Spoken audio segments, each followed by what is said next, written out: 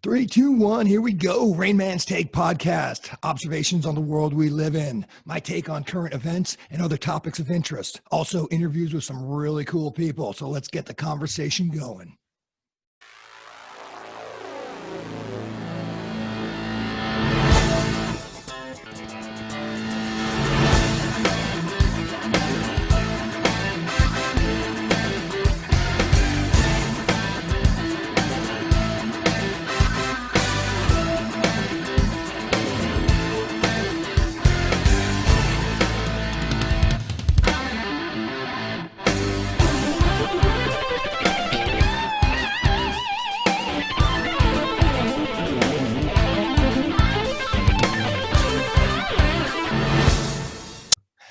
Hey, everybody, it's the Rain Man. Just want to give a quick shout out to everybody watching. Thank you very much. I know you're going to find this next raindrop thought-provoking. I feel very strongly about these subjects, and I know you do too. So go ahead and hit the like button and subscribe. That way we can continue bringing you great content in the future. So thanks again for being a part of Rain Man's Take, and enjoy this raindrop. Hey everybody, it's the Rain Man coming at you with another raindrop this week. Last week, the New York Times reported on the deal that Senators Manchin and Schumer came up with to keep the massive inflation reduction bill moving forward. I have so much to say about this article, I had to come up with this week's raindrop. So what was the article about? New York Times, July 28th, by David Lenhart. The title is Joe Manchin's Climate Announcement Has the Potential to be a Very Big Deal. And the article starts, the world has already warmed to dangerous levels. Heat waves, wildfires, droughts, and severe storms have become more common. The Arctic is melting and seas are rising. If countries do not act quickly to slow their emissions of greenhouse gases, and by extension, slow global warming, the damage could be catastrophic, scientists have warned. And that scientists have warned was actually a link to another article that the New York Times had written. Before I go into my take on the climate change issue, this just came out within the last couple of days.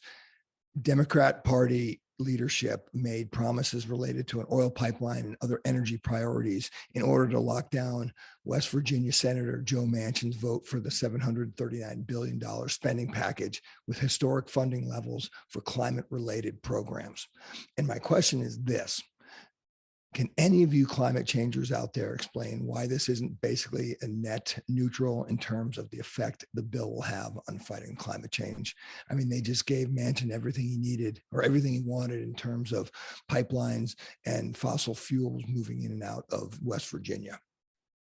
Before I get back to the article, let me just give you my take on climate change. I believe the climate is changing. It has always been changing and it always will change. Just use as an example the medieval warming period where there were actual vineyards in England. And that was preceded by a period of extreme cold across much of that part of the world.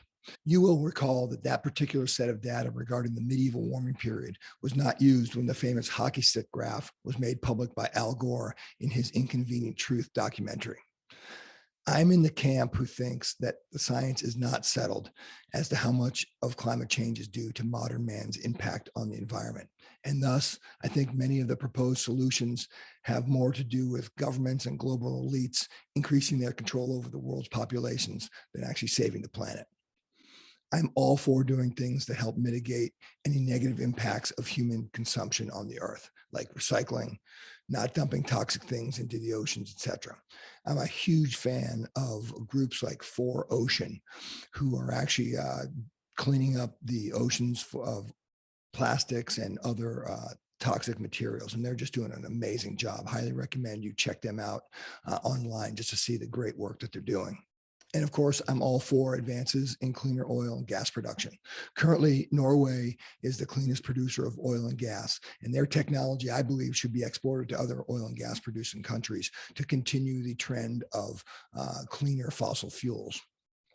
One of the reasons I believe the science is not settled is the number of times in the last decade where it's been revealed that data from several studies compiled to show dangerous increases in temperature have been manipulated to meet a certain narrative. And one of the most recent examples is from a Breitbart article on 29 July, just last week. A study from the Heartland Institute shows 96% of the National Oceanic and Atmospheric Administration's temperature stations fail the NOAA's own uncorruptible placement standards.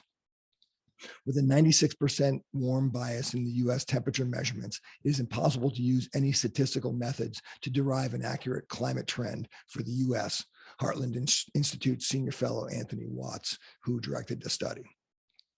The article continues, a document dated July 29th, 2010 was referenced in the study. And this was the findings of a review from the US Historical Climatology Network, USHCN, to determine whether NOAA has taken appropriate steps to ensure quality climate data. That document states, in June 2009, we received a letter from 13 members of Congress expressing concern that the U.S. Historical Climatology Network weather stations do not meet the National Weather Service's siting requirements and therefore produce unreliable data.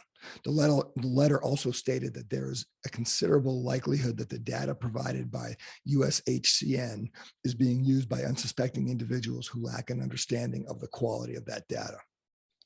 This is just one example of potentially inaccurate, faulty, or downright fraudulent data being used to promote the agenda of the environmentalist movement. But there are many more examples, and I suggest you read the book Climate Gate by Brian Sussman from 2010 for many more examples. And then there's my personal favorite, the firing in 2019 of zoologist Susan Crockford from the University of Victoria, Canada. In an article describing that situation, it says, nobody has done more to sink the claims that climate change is endangering polar bears than zoologist Susan Crockford, and she may have paid for it with her job. After 15 years as an adjunct assistant professor, Ms. Crockford said the University of Victoria rejected her without explanation for her study. She further accused the officials at the Canadian University of bowing to outside pressure. The result of her research showing that polar bear populations are stable and even thriving, not plummeting as a result of shrinking Arctic Sea, defying claims of the climate change movement. So back to this New York Times article. It continues on by saying, the US has a uniquely important role in fighting climate change. It has produced far more greenhouse gases over the course of history than any other nation and remains a leading emitter today. In recent years, the US has done considerably less to reduce emissions than Europe. The US also remains the world's most powerful country with the ability to influence climate policy. I have a serious problem with both of those sentences because it's very misleading, and the following chart shows that to be the case. From a Forbes article titled The World's Top Carbon Dioxide Emitters by Robert Rapier, came out in December 4th, 2019.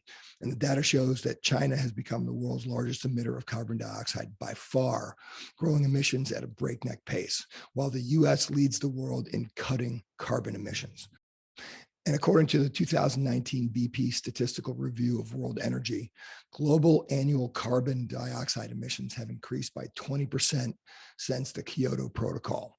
The Asia Pacific region saw carbon dioxide emissions increase by 50% since 2005, while emissions in the United States and the EU have declined. And there's a graph in that article that shows that China is by far the largest emitter of CO2 emissions. Their CO2 emissions in 2018 in billion metric tons was 9.43. And that was an increase since the Kyoto Protocol of 54.6%. The US is second at 5.15 billion metric tons of CO2 emissions in 2018. However, since the Kyoto Protocol, the US has reduced their emissions by negative 12.1%. And then number 3 is India, 2.48 CO2 emissions in billion metric tons. And they've actually increased their CO2 emissions since the Kyoto Protocol by an astonishing 105.8%. The only European country to make this list of top 10 CO2 emitters was Germany. And in 2018, they had 0.73 billion metric tons of CO2 emissions. That is a decline of 11.7% since the Kyoto protocols. So as you can see, China and India combined for 11.91 billion metric tons of CO2 emissions, more than double the US at 5.15 billion metric tons. As for the US doing less than Europe in reducing their emissions, as you can see, there's only one European large-scale emitter, Germany, and the US is doing more than them right now in reducing their CO2 emissions. And as a matter of fact, the Germans just recently started bringing on one of their coal plants to deal with the current energy crisis. And this is from an article in Breitbart by Kurt Zindulka from August 3rd. In a demonstration of the failure of Germany's pursuit of so-called green energy and its policy of relying on Russian gas in the meantime, a coal-fired power plant will be reconnected to the nation's electricity grid. While the so-called economic powerhouse of Europe scrambles to secure energy sources before the winter months, the previously shuttered Maurum coal power plant in Lower Saxony will become the first to once again be connected to Germany's grid. And as the article talks about the US's influence over China and India and other countries, as far as that's concerned, I'm really questioning how much influence we actually do have in today's environment. Recent events would indicate the opposite as far as our influence over China. And this is an article actually from NPR. They were quoting a Associated Press article entitled, which is China promotes coal in setback for efforts to cut emissions. And this was from April 25th of this year by Mark Scheffelbein. And the article states, China is promoting coal fire as the ruling Communist Party tries to revive a sluggish economy, prompting warnings Beijing is setting back efforts to cut climate change and carbon emissions from the biggest global source. Official plans call for boosting coal production capacity by 300 million tons in 2022, according to news reports. That is equal to 7% of last year's output of 4.1 billion tons, which was an increase of 5.7% over 2020. According to the article, China is one of the biggest investors in wind and solar, but jittery leaders call for more coal-fired power after economic growth plunged last year and shortages caused blackouts and factory shutdowns. The financial investment China has made recently in their coal industry is about $480 billion. It's not just NPR. There was a Washington Post article from April of this year as well. That article stated, with the arrival of another Earth Day, nearly half a year after the Conference of the Parties negotiations concluded, Beijing's hopes for a rapid pivot away from coal, the fossil fuel most responsible for global temperature increases, have not materialized, whether at home or abroad. A study released Friday indicates that at least 18 new coal plant projects abroad will probably go ahead despite that pledge. At home, power shortages and fears of energy insecurity, worsened by turmoil in the international fossil fuel markets from Russia's war on Ukraine, have renewed convictions that China's rich coal reserves must remain the country's main energy source in the near term. Does anyone think that China cares about the non-binding pledges they have made in the past at these conferences, and B, in the current geopolitical environment, the US has any influence over China's decisions? And I would say no. And I would reference just recently when China, as a result of Pelosi's trip to Taiwan, they actually cut off talks about many things, including climate change and how to combat climate change. So right now, the way I look at it is the US's influence over China is basically zero. And currently, China and India are the largest buyers of Russian oil. So again, I don't believe the Biden administration is in any position of influence on either one of those countries. So back to the article. Until yesterday, the Democratic Party seemed as if it were on the verge of squandering a major opportunity to combat climate change. Democrats control both Congress and the presidency, and yet they have been unable to agree on a package of climate policies to accelerate the use of clean energy and reduce emissions. Senator Joe Manchin has been blocking any deal, and the Senate is so closely divided that the Democrats cannot afford to lose a single vote. Yesterday, however, Manchin appeared to change his mind. He announced that he had agreed to include hundreds of billions of dollars for climate and energy programs in a bill that would also reduce prescription drug prices, raise taxes on the affluent, and shrink federal deficit. If Manchin and other Democrats remain united, it would be a very big deal. This has the opportunity to be an enormous breakthrough for climate progress. Sam Ricketts, co-founder of Evergreen Action, an environmental group, told the Times. Again, like I said earlier, remember all the fossil fuels concessions that Schumer actually had to give to Manchin to get him to go along with this new bill. As you can see, there's a lot of things that I found frustrating about this particular article. And I remain skeptical of the consensus that man is responsible for the increasing temperatures and climate change. I will continue to recycle and buy cars that have good gas mileage and be a good steward of the earth. What I won't do is believe any of the global elites and their Hollywood influencers when they tell us, the common people, that we need to radically change our lifestyles and to essentially destroy the modern engine that has brought so many millions of people around the world out of poverty. That group of individuals has shown their true colors and revealed their glaring hypocrisy to the point of almost being a joke. And I use as an example, earlier this year for his birthday, our boy Leo DiCaprio had a birthday party, and this article describes it. People are calling him out to be a hypocrite after he was seen vacationing with friends and girlfriend Camilla Morone in the Caribbean on a 110 million euros Vava 2 super yacht that stretches 315 feet. Vava 2 is the largest yacht to be manufactured in Britain and is estimated to produce 236 kilograms of carbon dioxide per mile. That number is quite huge, as it's equivalent to the amount of CO2 an average British car emits in 2 months. And of course, he just recently came out with the movie Don't Look Up.